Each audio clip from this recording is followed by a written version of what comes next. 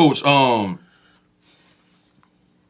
over probably the last 3-4 years, I've talked to several kids that played for you at Louisiana Tech from Ferguson to Meek Robinson. I mean, to even Jaden Cole that played at Neville High School.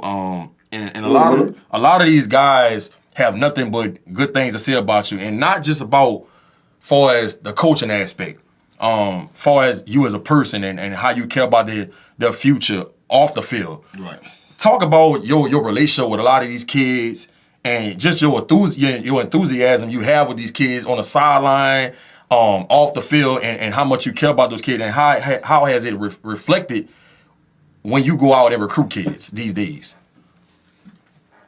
And that's what you just said. I appreciate it because that's the ultimate compliment, and it goes back to what I said. What I learned my first year in coaching. If a player senses that they don't, that a coach doesn't trust them or a coach doesn't care for them, they're not going to play for you. But I think it's more of my personality, quite frankly. I'm one of these people where, to me, loyalty is everything. And I tell my guys all the time, nobody is a bigger fan. Nobody wants you to succeed. I don't care if it's your mama, your grandma. It does not matter. I'm your biggest fan. And, when I correct you, I'm not correcting you. I'm correcting your performance on the field or your performance in the classroom. So don't take it personal. Right. But I think a lot of that, is established through how you interact with your players. I'm not a guy that's going to undress you. I'm not a guy that is going to sit there and embarrass you in front of a teammate because I've been coached that way. I'm not a big fan of that. I don't think that's motivating. I think that's demoralizing more than anything. So I think that's probably from personal experience and then also just, learning from some of my mentors. But at the end of the day, I think coaching, I want to coach these guys like I would coach my own sons. And, man, it's crazy. Every year we have a banquet and I end up for the seniors always breaking down in tears. It's true. It's insane. You build such a bond with these guys, and you want them to succeed. And now it's probably like a parent sending their kid off to college. Right. And now you're sending them into the real world. So I think a lot of it, just like I said, comes from my loyalty, my passion, and I would say that about any relationship that I build is. It's going to be strong. It's going to be genuine. With these guys, I'm going to correct you when you're not doing right because a huge part of our job is to be a father figure to mentor these guys. A lot of them, truth be told, they'll be very standoffish at the beginning when they're freshmen because they haven't been around a male figure that will get on to them necessarily, and they have to trust you. Right. Like I keep saying. So I think a lot of that though is built through open communication, and then I'm big on spending time with my guys off the field. Be it through having them over around the family for cookouts or whatever the case may be. And then also having my family at the facility. I think it's important that they see, a man, how to treat a woman and how to treat their children. I think if you can impact them from that standpoint as well, they have a respect from you because, like I just said, a lot of them, truth be told, have not seen that. And even if they have, I think there's always a respect. A man treating a woman with respect and her children or your children with respect, I think at the end of the day, everybody respects that. So those are, like I said, I think that just that's one of my strengths that kind of comes natural to me. But like I said, I appreciate you saying that because I have a lot of love for those dudes you've been talking to. Right. I remember when you took the job at Miami, Meek, he told me, he said, one of the things that he respected that you did was you called him and let them know you was leaving. Right. And you know, a lot of guys in college, I can't tell you enough how many times guys tell me their position coach or their coordinator leave and they never hear from them again. Right. So, you know, and that meant a lot to Meek. I remember him telling me, like, man, Coach Baker, he really didn't have to call me. Like, he got the job in Miami. He going to Miami. You know, he didn't have to call me, and I think that meant a lot to him. And, you know, when you do things like that, people talk. You know how this works. We living in a world where, you know, when somebody like a Meek Robinson talks, people listen. People listen. So, you know, for him to say them kind of things about you, you know, I think that's big on your behalf. I appreciate that. I talked to Meek. This was probably 2 or 3 nights ago. You know, and I'll be honest. That was the hardest part of taking. I mean, everyone's like, "Man, you're crazy if you don't go to Miami." Right. Right. That was by far the hardest part, man. Is reaching out to all those guys and telling them, like, I mean, I'll be honest, man. I got choked up a second. I mean, hey, coach. What's up, coach? Man, I ain't gonna be able to do this, man. So, right. I mean, it means a lot. Like I said, I mean, I still talk to. It doesn't matter if they're bound for the NFL or already in the NFL. To me, you know, there was a kid, Elliot Blankenship, that played at Louisiana Tech that started off as a walk-on. Me and him were texting the other day. It doesn't matter. You know, I think some coaches kind of get caught up in that too. They only talk to the players that did well for them or have achieved success. And to me, like I said from the beginning, man, it's about, are they becoming a successful citizen? Are they contributing to their community? Are they doing the right things? And you know, if they're doing that, I feel like I've done my job. Okay, Coach. I got a tough question for you. It's gonna be a little tough. I'm gonna be honest, but here come one of the pressure questions. You're coaching. You're the defensive coordinator of the Miami, the U. We talking about a program that's put out studs at the pro level. You know, we talking about the program that arguably is had the best college football team in 2002 with the players that they had on it. You know, that program. We talking about the Miami Hurricanes with the Jonathan Vilmas and the Sean Taylors and the Ed Reeds, and we talking about Vince Wilfork. We talking about Devin Hester. We talking about Andre Johnson, Reggie Wayne, Santana Moss. The list goes on, Coach. Right. What's the pressure difference from coaching at Louisiana Tech, where pro players come out of there, but they're not in the same first round pick fashion? This is the U. Right. This is one of the richest college football programs you can ask for. You in Miami, baby. What's the pressure? What's the difference in level, or I would say pressure? Because if you're not winning Louisiana Tech, and I have no offense, but you can afford to lose in a season or two, showcase. But here, expectations are the banners. You know, the expectation is you got to get to the college playoff. You got to get to the natty. You got to be Clemson. You got to be Clemson. You got to get to the natty. You got to get here, Coach. So what's the pressure difference that you experienced your first year coaching this program? Because now what we call Miami, we call it the big leagues. You know, it's nothing against Louisiana Tech, but this is the big leagues. Right. Everything is under meter scrutiny. Everything's under a microscope, because you got to think about the boosters, the players that came from this program. You know, we talking about this program has produced Hall of Fame players at the pro level. What's the pressure difference now coaching at the University of Miami? How have you been able to handle that your first year as defensive coordinator of the U versus being a defensive coordinator at Louisiana Tech?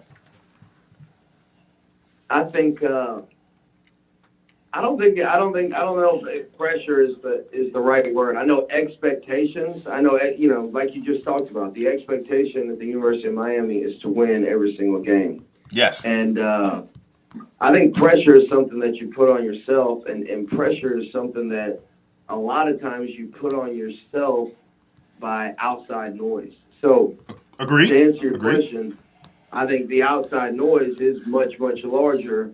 Obviously, this is a major city, pro town. Everybody wants you to win every single game. Correct. And that's something that, for my first year here, early on, if you listen to that, it can affect you. So I learned early on, especially during the season, you're, as a defensive coordinator at the University of Miami, you're like the quarterback at every other college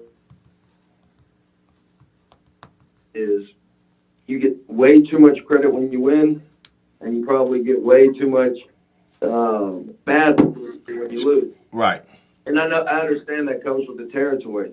So, the biggest thing is telling your wife and my kids aren't old enough to get on that anyway, but don't and my parents, or my family, don't get on that stuff, because at the end of the day, and it's the same thing that we tell our kids, that doesn't matter. And if you start reading it and you start buying into it, it can affect you. Right. And I think Miami, a lot like New Orleans, it's a tough town. Miami and New Orleans to me are they're sister cities. There's so many parallels between the two that you're going to get it, and that's something that you have to embrace. And I think that's something that I learned over time this year is embrace it, embrace the suck, because it's not always going to be good. And what we had the season that we had, there was a lot of people that weren't happy with a lot of different things about the program. But if you believe in the process, if you believe what you're doing, inside of those four walls, and your players, more importantly, believe in it, you gotta have confidence in yourself as a coach. I think you gotta have confidence in your staff, and you have to have confidence in your players, and that goes a long way. But there is a difference. I'm not going to sit here and give you the coach speak. There is a difference, obviously, because of the magnitude of the program. Right. And obviously the winning tradition that Miami has had. But at the same time, in kind of a sadistic way, I kind of like it. It kind of motivates me. I don't want to get too comfortable. Yeah, they got kids out here. Let's be honest, Coach. It's Miami. You got kids going to yachts. I mean, Right. Come on, man. Imagine winning. When you win in Miami, you going to have an undefeated season. You on top of the world. A lot of kids who go into college football, depending on where you go, if you go to Southern California, if you go to USC, and USC has an undefeated season, go to the playoffs. A lot of those kids, that's gonna be the best time of their life. Same thing. I could look at Miami. If a kid going there having an undefeated season, Miami Hurricanes got 8 or 9 pro players between the first and second round. There's no better place at that point in time in the country to be at another college program. So, yeah, Coach. I mean, that's expectations. That's right. I 100% agree with you. And we got our corners coach is Mike Rumpf, who played on that 2001. Right. First round pick for the 49ers. First round pick. Yeah. He says it all the time.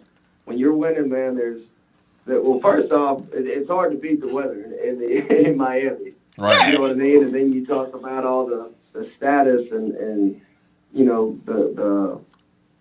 the perks. I guess I'll use the word the perks that you could obviously get here in a city like this. There is no better job or better place to come play college football. I believe that 100%. Yeah, I can't turn down Miami yachts and beaches and women and all this. Come on now, Coach. We can't turn that down. If we could win here, we all the time. We better than the Dolphins. That's right.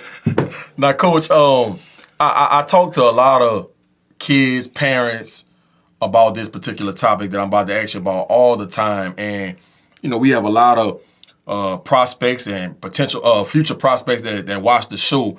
Kind of give your insight on this topic. When you're identifying, or you and your staff and Coach Diaz are identifying a player that y'all think particularly fits y'all program, whether that's a receiver, quarterback, offensive line, what are the traits that y'all looking for? How are y'all going about identifying what y'all want in y'all program that make y'all one of the better teams in the country?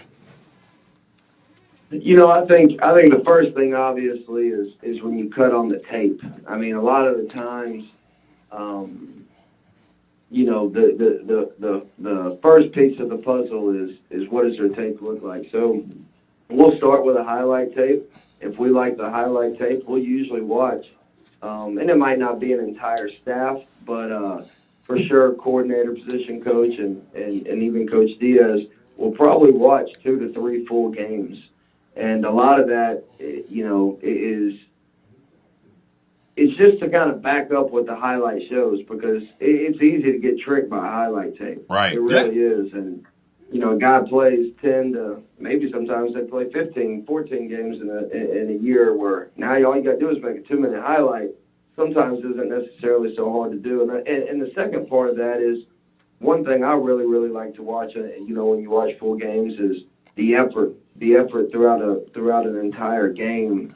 Sometimes it might not be as strong because they don't come off the field. And those are things when you watch an entire game, you kind of pick up on. But once you watch the tape and you feel good about what you've seen, now you're doing your homework on the kid. And that's through grades, obviously talking to the coach. Maybe it's one of his mentors. Once you figure out, grades and character, now it's about building a relationship with the kid. And sometimes, one guy might give a kid a bad report, and then someone else says, man, he's the best kid in the world. So you got to continue to dig, but that's something that, as a college coach, the hardest thing to find out, in my opinion, is do they really love football? Wow. And college football is so hard. We take up so much of their time. So it's really, really important, in my opinion, that they love it. And it's not an exact science. You can look at the NFL draft. They spend millions of dollars investigating every single kid from their tape to their character, and you still see busts, right? Right. They find out if you stole a Snicker bar at 5. Yeah. Like, what happened? Bro, I was 5, yeah. Exactly. So that's kind of, to me, kind of the hidden secret, in my opinion, trying to find out. And like I said, it's not an exact science. They might love football. You might get all the best reviews in the world on a kid. Then they get to college, and it's their first time. They might fall in love with a girl, and football becomes the second part. Whatever the case may be, right. There's a lot of distractions, obviously, once you get to college. So, but that's usually the route. And people have all sorts of opinions on whatever, multiple sports. Yes, we want our guys to play multiple sports. 7-on-7, to me, 7-on-7, in a lot of ways, helps the kid. It shows they want to compete. They're improving their skill set. Defensive players are obviously improving their man-to-man coverage or reading a quarterback. And I think it's good for the kid, especially if they're able to see different parts of the country. I know we had the bootleggers here a couple months ago. How many of those guys from the state of Louisiana would be able to experience Miami for the team? So I think there's a lot of positives in that aspect as well. But there's a lot that goes into it, and like I said, it's not an exact science, but that's usually where we start, is the tape, and then we kind of investigate from there on the kid, then build a relationship with him and his family. And, we want it to be a good fit for them, too. There could be nothing worse than, a kid comes here and says, man, this isn't what I signed up for. Right. You're not the same coach that recruited me. You've changed once you got here. So try to be genuine, throughout the process, and make it a good fit for both of us. All right, cool. This is my last question, and I appreciate that because I was going to ask a question about that. Man, what's the conversation you having with kids, kids who grew up watching college football in the early 2000s? They got a lot of expectations to say, man, I want to be, and I think about the University of Miami. I think of athletic players, on a football field that was just dynamic football players. I'm thinking about Devin Hester. I'm thinking about guys like Roscoe Parrish. I'm just thinking Santana Moss. I'm just thinking some speed guys. Philo Dorsett was one of those speed guys. This talent, Sean Taylor, Kellen Winslow. I mean, the list goes on. How many athletic freak players played for this university? Jimmy Graham was a two-way player. He played basketball at Miami, and turned into play football at tight end. The list goes on. I mean, what's the conversation you having with kids? When they think about the University of Miami, I can bet your dollar they're probably thinking about the players that came before there, became pro players. What kind of conversation you having with kids about could they be a player of this caliber, or realistically, what can they do for the program, University of Miami? What can they do here? What kind of athlete they can be? What kind of player they can be? How can they contribute to the university as a whole? What's the conversation like with some of these kids? Because I know for myself, coming up in high school, this is what I saw. When I think about Miami, I'm thinking all-world Sean Taylor. I'm thinking Jonathan Vilma. I'm thinking Andre Johnson. I'm thinking, look what's came through here athletically. So how is that transforming into, when you recruiting kids on the defensive side of the ball, you start thinking to yourself, I want to be the next DJ Williams, I want to be the nenext Vince Warfel, how are you able to talk to those kind of kids and let them know, hey, listen, you probably could be this, you probably can, or how you can contribute to the program, and because they probably still want to live up to a reputation of what came before them. So what's the conversations like with some of these kids? I think the biggest thing, especially on the defensive side of the ball, is,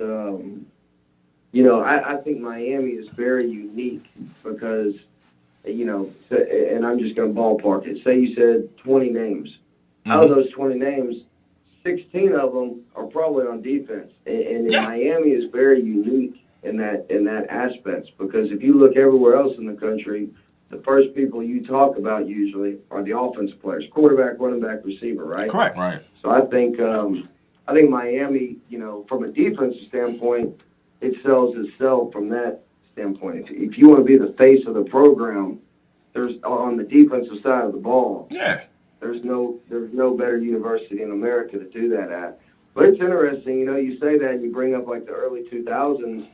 This is going to make us feel old, I'm sure, but a lot of these kids were born in 99. 99. So, right. They were 2 years old when you bring up those type of names, but the legends still live on because of obviously the NFL. When you talk about, Sean Taylor, rest in peace, but Ed Reed, from Destrehan, Reggie Wayne from John Ehret. John Ehret. But absolutely. And then you talk about the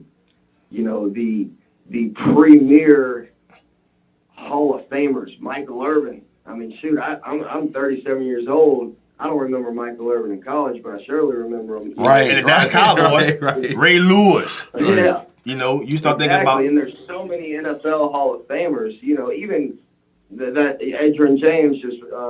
Adrian James just made the Hall of Fame. Joined the Hall. Frank Gore's going to make the Hall of So Fame. Absolutely. Clinton Portis, Willis McGahee, you have a chance. A lot of really good players that have come through here, and I think it's very unique when you talk about so like I mentioned, Coach Rump, the corner. Yeah. He was, I think, the number 3 DB in the country out of high school, and he came in the year after Ed Reed came in. Yeah. And I think they were 5 and 6 that year. So it's interesting building or recruiting these kids, and even though we didn't want last year to go, the way it went, it's still a brand. Right. And you find out how many kids, and like I said, out of all the kids we signed, I think we only had maybe 1, maybe 2 decommitments, once the season started, which to me shows that the other kids are really about Miami. Right. And I think that's something that we're really focusing in on in recruiting is if you don't really want to be here, with all the great things, when you talk about a private education, the city of Miami, you're playing in a Power 5 conference, all the things that we just spoke about in the last 5-10 minutes, we're not going to beg you to come here because we want guys that really want to wear the U, on the side of their helmet. And that's not to say we're not going to recruit, right? And compete with whoever we can. But Miami's not for everybody, just like New Orleans isn't. Ain't for everybody. Ain't for everybody. And so, kind of taking that approach, I think will help us. Probably build a chip on our shoulder because guys that love where they're at and love the university that they signed on to play for, they take it personal when things don't go the way they want them to. So I think that's been a big piece of the puzzle maybe that we're trying to get back to. But, talking to the kids as far as recruiting, I mean, like I just said, it's a national brand. People know the University of Miami because of all the great players and all the great teams that we've already talked about. And, like I said, that sells itself. It really does. And it's funny. I told Coach Diaz when I first went into schools in Louisiana, I guess they hadn't really recruited Louisiana in quite some time. And kids are throwing up the U and, man, we went to Miami around here. And so there's still a lot of respect for the U everywhere in the country. Correct. All right. Well, Coach Blake, man, I really appreciate you again, man, for taking the time out your busy schedule, man, to call in on FanView, man. It means a lot. Man, good luck to y'all this spring, man. Stay injury free, and I know you're gonna have that defense rocking and rolling again next year. Absolutely, man. I appreciate y'all having me on, and I'll be down there this spring, man, looking for some Louisianimals on the loose. All right, Coach, man, you enjoy the rest of your night. All right, now y'all have a good one. All right. There it is. Coach Baker, man. Coach Baker. From the U. Yeah. Miami. I'll tell you what, the defense wasn't the problem this year. Oh, no. 13 overall in the country That's right. on defense. So Defense wasn't the issue. he handled his business on that side of the ball. And there's no knock to Coach Dan. He knows he was the OC. He got fired right after the bowl game. I just think that Manny Diaz feels like they need to go in a different direction as far as how they want to run their offense. Then with De'Aaron King coming in from Houston, Correct. the transfer, I think that's going to help that offense a lot this year. And you know, if you can get that defense 21 points or more, Miami's going to have a good shot to be in every game, and that includes Clemson. Correct. Especially with the recruiting class they got coming in this year. 14 early enrollees. You don't really see that. You might see 6, 7, not 14. 14. So You get a head start. I think you're going to have a lot of young talent that's going to be able to play early for Miami next year, and I can't wait to see it, man. Coach Blake Baker, man, he's been doing a great job.